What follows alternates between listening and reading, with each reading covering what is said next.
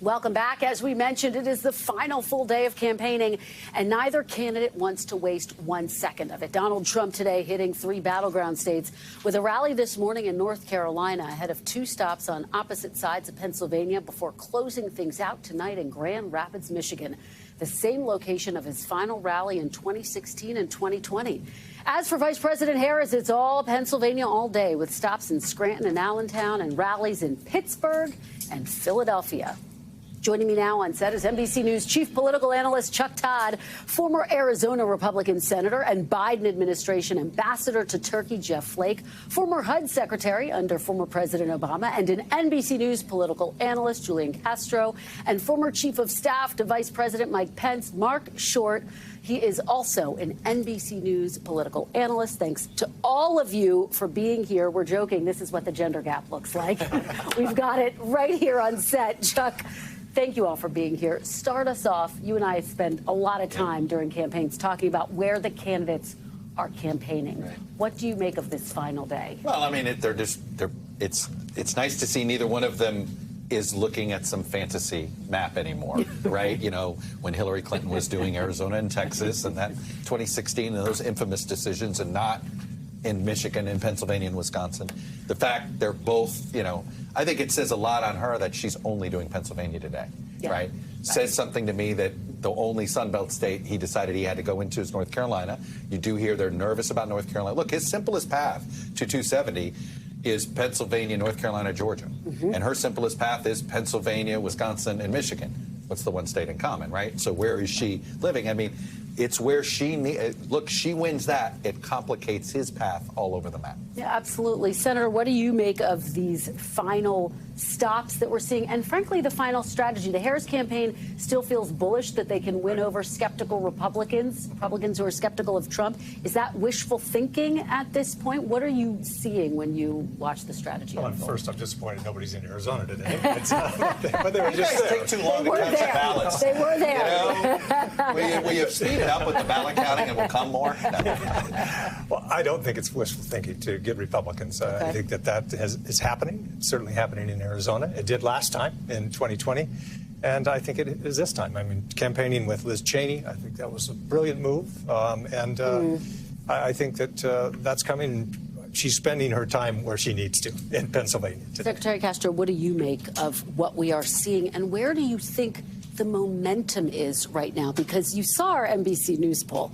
This is a tied ball game. This could go either way, and you hate to say it because it's a complete cliche, but it does come down to the ground game. The Harris campaign feels very bullish about their ground game, but it's hard to know what that actually translates to. You know, I was in Nevada, in Las Vegas over the weekend, and, you know, Clark County is so important, and it looks like they've been behind, and they need Clark to come out, and you saw the power of that ground game. Over 200 people there assembled, ready to go out and canvass, a lot more out in the field.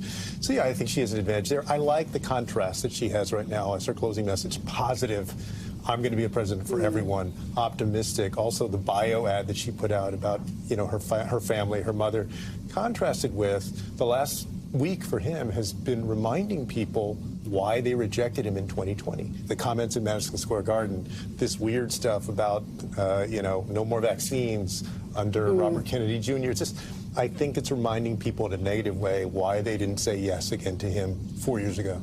Marc, you and I have spent a lot of time talking about the early vote and whether it matters, because the Trump campaign has been touting the fact that more Republicans are turning out this year than they have in past cycles. They see that as a sign that Trump is getting more of the early vote, but you say it's a lot more complicated. I think it is more complicated. I think it's definitely a big plus for Republicans in the Trump campaign that they've had that much early vote. But as the senator knows, there were 90,000 Republican voters in Arizona in 2016 who did not choose Trump at the top of the ticket, 60,000 in 2020 who did not.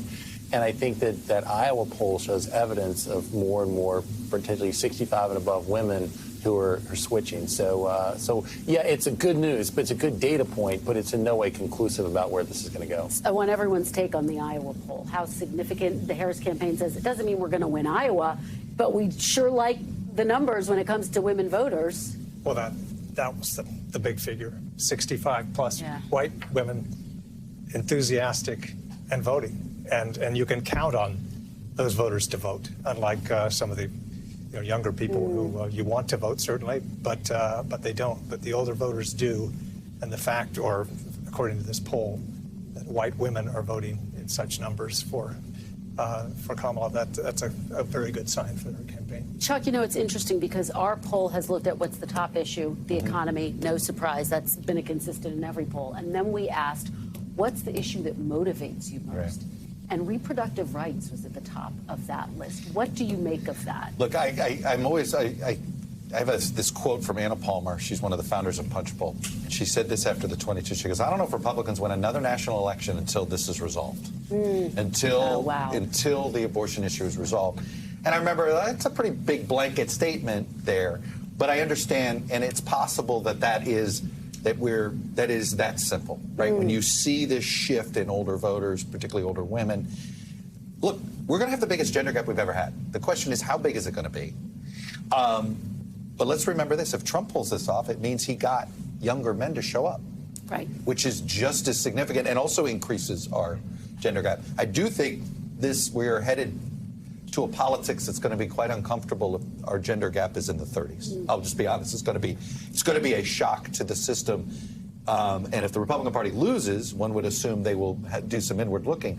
But what if you are able to win and lose women by that margin? What does that do to governing? Well, what about that? I mean, because Trump, right, in our latest poll, is leading with men by more than Vice President Harris is leading with women. So that's still, at least according to our poll, an uphill fight for her. Yeah, it is. I mean, and I think that, you've seen the Harris campaign also make appeals to men, right? And why you should be concerned about these draconian measures on reproductive rights and try and get that crossover support gender-wise. So they've made the effort. I think on the other side, though, Trump hasn't.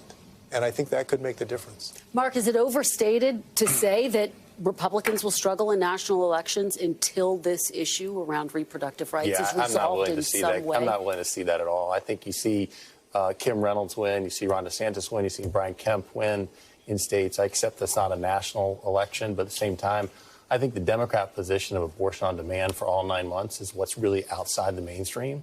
I don't think Republicans are articulating that well. But, Kristen, I still feel that, this is an election that should be a landslide for Republicans with the issues really of economy and the border issues at the top of the ticket, that 70% of Americans feel we're headed in the wrong direction.